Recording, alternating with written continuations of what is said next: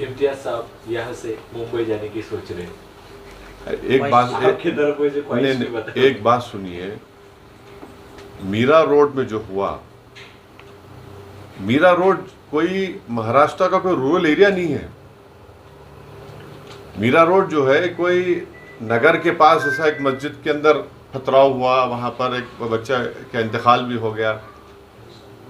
एक rural area में हुआ, कई इंसिडेंट होते हैं। आप तो मुंबई शहर में बुलडोजर लगाकर घर को तोड़ दिए, कारखाने को तोड़ दिए। वन साइड एक्टिविटी आपने किया, एक्शन लिया। कितने पीड़ित परिवार के लोग मुझे इम्तियाज साहब को फोन करके रो रहे थे कि साहब कोई तो आओ, कोई नहीं है हमारे पास।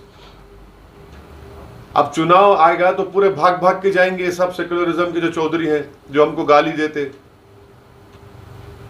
काश इम्तियाज साहब वो तमाम फोन रिकॉर्डिंग जो बातें वो फोन पे किए रिकॉर्ड कर लेते तो हर एक की आंख में आंसू आ जाते। आप उनको बेघर कर दिए, कारोबार से महरूम कर दिए। तो ये जरूरी है कि हमारी उनकी इंसाफ के लिए, उनको बचाने के लिए इम्तियाज साहब ने ये बात कही है।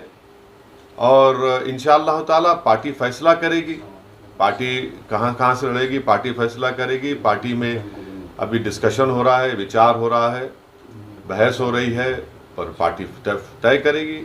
औरंगाबाद के ताल्लुक से तो मैं तो औरंगाबाद की आवाम को सलाम करता हूँ और ज़िंदगी भर मैं उनका एहसानमंद रहूँगा कि उन्होंने एक बेहतरीन एमपी को यहाँ से उन्होंने इलेक्ट किया।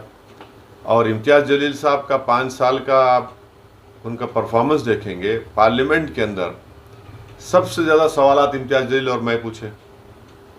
हर मसले पर इम्तियाज़ जलील साहब अपनी पार्लियामेंट में बात को उठाए। महाराष्ट्र का मसला हो, इम्तियाज़ जलील साहब सबसे आगे रहे। धनगर रिजर्वेशन का मसला हो, इम्तियाज़ जलील साहब बोले उस पर। मराठा रिजर्वेशन पे इम्तियाज़ जलील साहब बोले। महाराष्ट्र में जो मुसलमानों में जो बैकवर्ड कास्ट हैं उनको रिजर्वेशन दो, इम्तियाज़ जलील साहब बोले। महाराष्ट्र के किसानों का मसला आया, इम्तियाज़ जलील साहब बोले। और पूरे औरंगाबाद में अल्हम्दुलिल्लाह खाली 1-2 इंसिडेंट्स को छोड़कर औरंगाबाद पार्लियामेंट कॉन्स्टिट्यूंसी पीसफुल रही।